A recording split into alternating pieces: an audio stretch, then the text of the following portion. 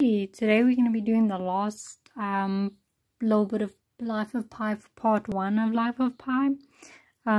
It's a few chapters, they're quite short, so let's just get into it.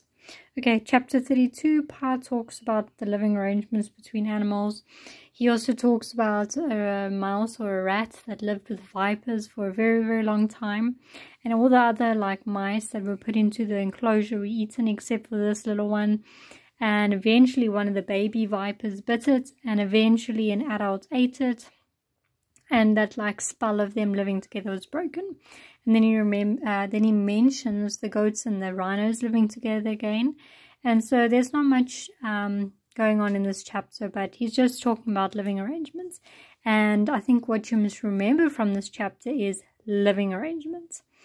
Then chapter 33 is once again the author writing Pi's story. So Pi is showing him some photos. In one specific photo, Pi points at it and he says, this over here, this is Richard Parker. And then he talks about how he only has 4 photos from his childhood, and he's very sad because he can't remember what his mom looks like. And this will start to make a lot more sense in part 2. Okay. Chapter 34, Pi talks about how the family basically sold the zoo, so his dad sold up the zoo and they start packing up for Canada. He talks about the process to sell the animals, how there was so much paperwork, how they had to make sure animals are healthy, and it's a huge process. So he just goes in a little bit of conversation about that. Then 35, he says that the ship that they boarded, because they were traveling to Canada via ship, was a Panamanian registered Japanese cargo ship named the Symptom. And the reason it's Panamanian registered is because there's less tax and less rules, I believe. It's just easier to register a ship under the Panamanian thing. Okay, and then cigarettes. So his mom says, can we buy a pack of cigarettes? And her dad says, and Pi's dad says to the mom, why do you want to buy cigarettes? You don't smoke.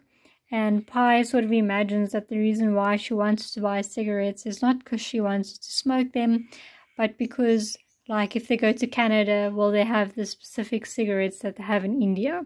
So that's what that was about. And then he says, well, that trip sort of didn't end up the way it was supposed to, but you've just got to make the best of life. And that's something that you must also remember, because obviously sometimes you can't just live a bad life because one bad thing happened, or one thing happened that it wasn't the way it was supposed to happen. And then chapter 36 is once again the author writing about Pi, and he meets Pi's son, Pi's dog, Pi's daughter, and Pi's cat.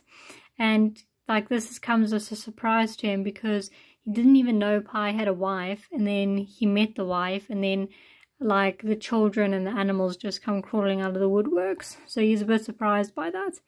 And then he's watching Pi interact with his daughter, and then he says that the story has a happy ending. And then I'll post a video soon on part 2 of Life of Pi. I'm going to do different covers for the different parts, just so that if you're looking for a specific part, it's easier to find. But yeah, I hope this helps.